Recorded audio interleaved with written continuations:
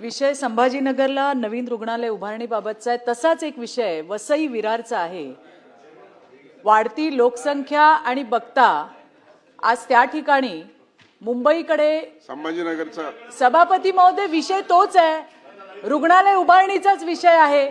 तिथे लोक मरतायत, मंत्र्यांचा अभ्यास नाही त्या गोष्टीचा। नाही असू देत ना, पण ते बैठक तर लावतील, प्रश्न तर कानावर जाऊ दे, किमान प्रश्न तर कानावर जाऊ दे। सभापती महोदय, आज वसई विरारची वाढती लोकसंख्या बघता तिथं मल्टी स्पेशालिटी सरकारी रुग्णालय नाहीये। पेशंट्सना केईएम, नायर, सायन्स सारख्या ठिकाणी आणावं लागतं। ट्रॅफिकमुळे गोल्डन आवर वाचवण्याचा निघून जातो आणि त्याच्यामध्ये पेशंटचा मृत्यू झालेला आहे।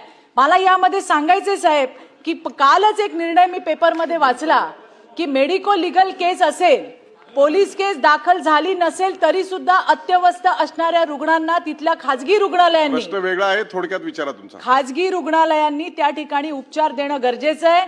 या वसई विरारमध्ये 4 वर्षाच्या एका मुलाला उपचार नाकारण्यात आला आणि त्याच्यामुळे उल्लंघन झालेलं आहे। माझे 2 प्रश्न आहेत की वसई विरारला सुद्धा आचोळ्याला जे प्रस्तावित रुग्णालय आहे ते कधी होणार आहे, आणि दुसरा माझा प्रश्न आहे, आपत्कालीन परिस्थितीमध्ये बालकांना किंवा गंभीर रुग्णांना उपचार नाकारणाऱ्या खाजगी दवाखान्यांवर शासन काय आणि कधी कारवाई करणार? धन्यवाद।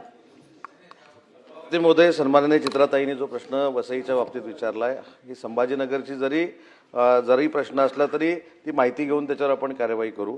परंतु मगाशच्या बाबतीमध्ये मी स्पष्ट असं सांगितलेलं आहे, कुठेही सरकारनं जबाबदारी नाकारलेली नाही।